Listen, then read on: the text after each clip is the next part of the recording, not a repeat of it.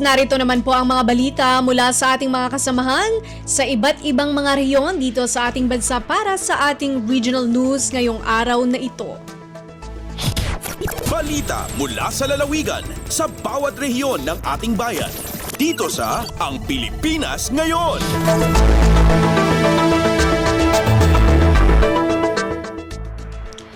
Kadiwa, regular na ipapatupad sa Mountain Province sa bisa ng ordinansya ng Sangguniang Panlalawigan bilang suporta sa Kadiwa program ni Pangulong Ferdinand Marcos Jr. Si Donna Cawisbalio mula RP Bontoc sa balita. Regular ang maipatungpal ti Provincial Kadiwa ni Ani at Kita dito'y Mountain Province, babaan iti ordinansya ti Sangguniang Palalawigan kasuporta iti Kadiwa program ni Presidente Ferdinand R. Marcos Jr. Tunggal umuna Lunes kada bulan ang maipatungpal ti Kadiwa kalpasan ti institusyonalisasyon ti aktibidad. Babaan dito'y matulungan dagiti mannalon ken small and medium enterprises tapno mai-market dagiti produktuda, uray dagiti consumers kat makagatang met itinalakat ti presyo na a produkto. Sumuporta dito iti DA, BFAR, DTI kanda dumapay ang maseknan nga ahensya. Uray ti National Food Authority kat maki-partisipar tapno makagatang ti umili iti bagas at 25 pesos kada kilo ng rugi ti Provincial Kadiwa idi Agosto itaatawan. Narpus na di ZRA Bontoc saon ang Donna Cawisbalio para sa Radyo Pilipinas World Service. Balita mula sa lalawigan sa bawat rehiyon ng ating bayan. Dito sa Ang Pilipinas Ngayon. Maraming salamat, Donna Cawisbalio. Nakatanggap ng sertipiko ng komendasyon ang Kalinga State University mula sa Commission on Higher Education o CHED bilang pagkilala sa kontribusyon nito sa internationalization ng Philippine Higher Education Institutions sa kakatapos na Icons Award 2023. Ang detalye mula kay Amelia Bumatnong ng RP Tabuk. Binigbig iti Commission on Higher Education iti Kalinga State University babaan ti sertipiko iti komendasyon kabayatan iti International Champions of Nations Building and Sustainability una Icons Award 2023 iti October 6 iti Pasay City. Dahiti tinamuan kini KSU Information Officer Mary John Wacas. Sigun kiniwakas na iti panagbigbig iti nasao nga universidad agapo iti panagpromota daytoy iti Philippine Higher Education Institutions iti sabali a nasyon. May palagip ang maysa iti universidad ang nakasali iti World University Rankings for Innovations 2023 ang may samang panagnag iti kandat na dayto iti internationalization. Iti Icons Award 2023 kad nagserbe selebrasyon para iti kontribusyon dagiti naduma-duma a Philippine Higher Education Institutions mainaig iti sustainability ken dagiti nagunod nga accomplishments iti international ranking ken rating. Kabayatan na inibkas ni KSU President Eduardo T. Bagtang iti panagyaman na kadagiti internationalization team, faculty staff ken dagiti estudyante at imulong para iti nasao baligi iti universidad. Manipod dito iti DZRK Tabuk, Amelia Bumatnong para iti Radyo Pilipinas World Service. Balita mula sa lalawigan sa bawat rehiyon ng ating bayan. Dito sa Ang Pilipinas Ngayon. Maraming salamat kay Amelia Bumatnong. Mahigit 200 typhoon survivor sa isang bayan sa Pangasinan, bagong tupad beneficiary ng DOLE. Magbabalita si Sara Kayabyab ng RP Dagupan.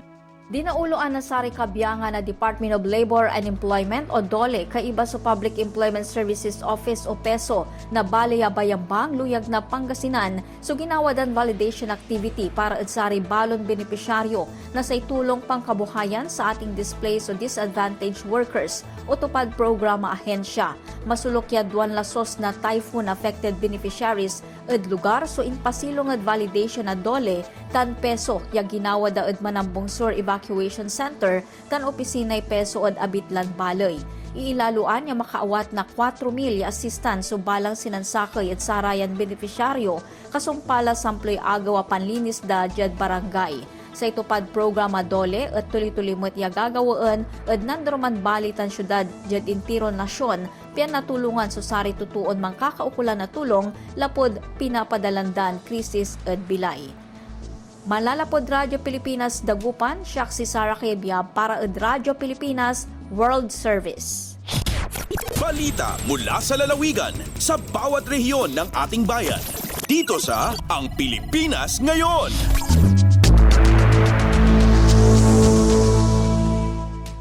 Maraming salamat, Sara Cayabyab. Samahan ng magmamaisa sa Sablayan, Occidental Mindoro sumasailalim sa masusing pagsusuri ng National Technical Working Group para sa Search for Outstanding Corn Cluster Management Excellence Award. Narito si Leonie Alguire ng RP Lucena.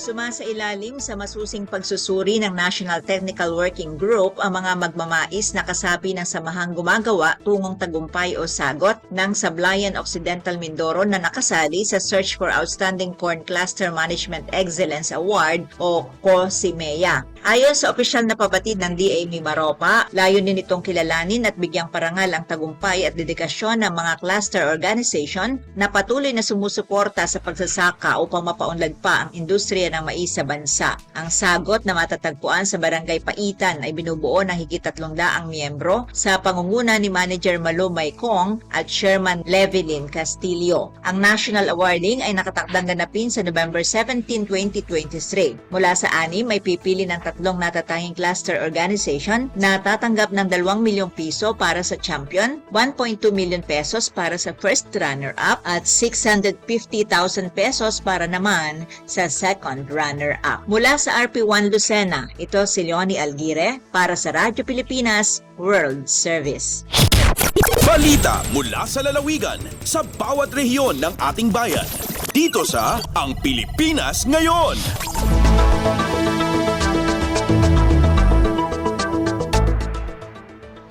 Maraming salamat, Leonie Alguire. Layunin maging sports tourism capital ng bansang Pilipinas, tinututukan ngayon ng lungsod ng Puerto Princesa.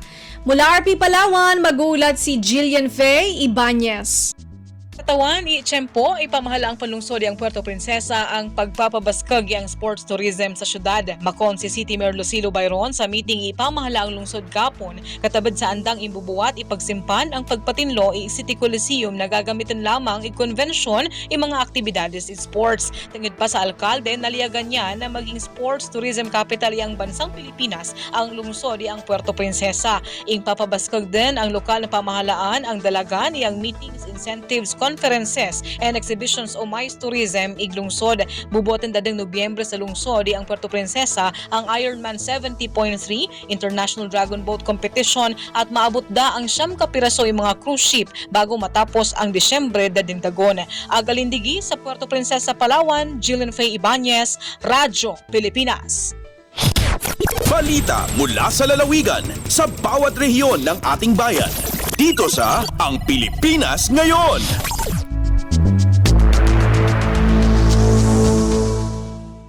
Maraming salamat kay Jillian Faye Ibanez. 7 evacuation centers sa probinsya ng Northern Samar nakaplanong isagawa. May report si Charmaine Perito mula RP Calbayog. Nakatalaan nagpatuman sa gobyerno probinsyal sa Norte San Samar ang 7 evacuation center sa probinsya nga may kantidad nga sa 62.3 milyones ka pesos. Igtitindog ang nasabing evacuation center sa masunod nga mga lugar: Barangay Poblasyon Lope de Vega Type B, Barangay Cag-Abaca Katarman Type B, UEP Zone 1 Katarman Type A, Barangay Arellano Bubon Type A, ngan Barangay Magtaon Mapanas Type A.